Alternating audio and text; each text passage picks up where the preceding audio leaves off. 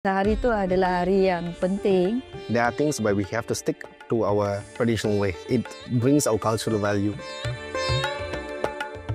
Nama saya Kasturi. Hi, my name is Arwin. I'm a hero of heritage. This is a family business. It all started in India by my grandfather, where he used to take custom orders of tali, symbol of tradition for Tamil people, where they use for weddings.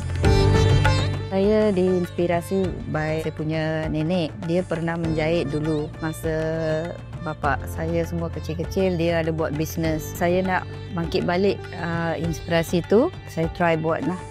Bagi saya, kita masih lagi guna method lama dan juga baru. Sekarang pakaian semua dah berubah ikut trend.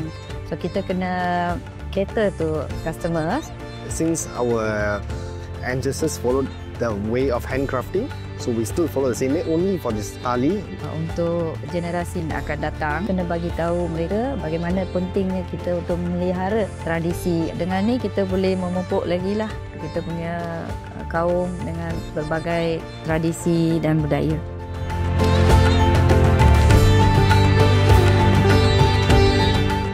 Assalamualaikum. Di Bawlin Dalwal Tekal.